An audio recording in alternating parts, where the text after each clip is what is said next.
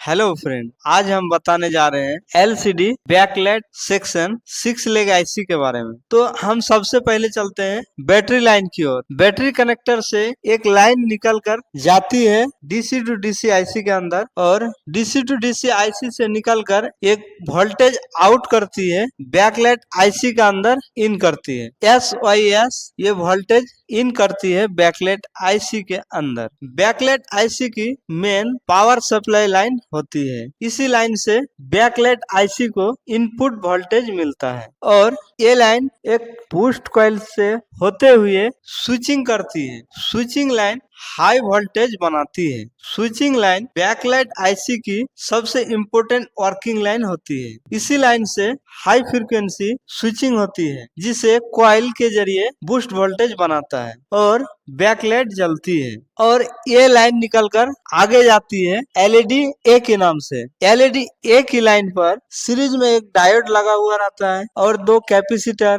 और उसके बाद एक रेजिस्टर लगा हुआ रहता है सीरीज में। अगर हम इस साइड देखें वोल्टेज तो 16 से 40 वोल्ट के लमसम होते हैं। एलईडी ए की लाइन वह लाइन होती है जिस पर हाई वोल्टेज इनपुट आता है और सीधे एलसीडी बैकलाइट एलईडी को सप्लाई देता है। एलईडी ए का काम क्या होता है? बूस्ट सर्किट से बना हुआ हाई वोल्टेज एलईडी तक पहुंचाना काम होता है इसका। एलसीडी बैकलाइट को लाइट देने का काम करता है। सीरीज एलईडी को प्रॉपर करंट सप्लाई देने का काम करता है। अगर हम वोल्टेज देखें तो नॉर्मल मोबाइल में 15 से 30 वोल्ट हमें देखने को मिलेगी। कुछ बड़े एलसीडी में 35 से 45 वोल्टेज तक हो सकता है। वोल्टेज एलसीडी साइज और एलईडी करंट पर डिपेंड करता है। चलो अब चलते हैं CTRL। CTRL दरअसल होता क्या है? CTRL control line LCD backlight IC को ऑन ऑफ कमांड देने वाली लाइन होती है। मतलब यह लाइन बताती है कि एलसीडी कब चालू करनी है, कब बंद करनी है। यह लाइन निकलकर आगे जाती है एक 0 ओम का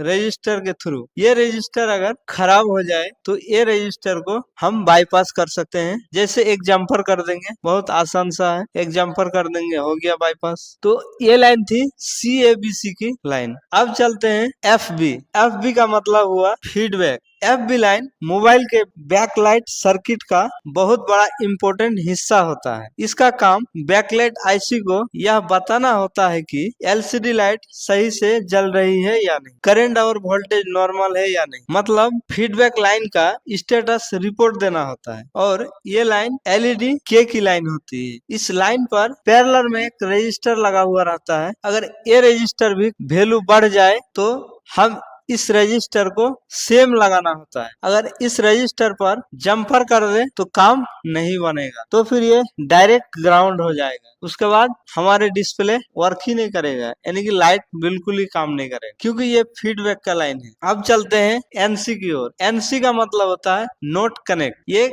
कहीं पर कनेक्ट नहीं रहता है। उसके बाद अब हम चलते हैं जब मोबाइल बंद हो जाए और हम चार्ज में लगा रहे हैं तो भी इस लाइन पर हमें 30 से 40 वोल्ट देखने को मिलती है। जब चार्ज इंसर्ट करते हैं तो इसके अंदर SYS की लाइन से वोल्टेज जाती है और ये इस लाइन पर 30 से 40 वोल्ट हमें देखने को मिलती है। ये वीडियो आपको देखकर कैसा लगा? अगर अच्छे लगे हैं तो एक लाइक जरूर कीजिएगा। Thank you.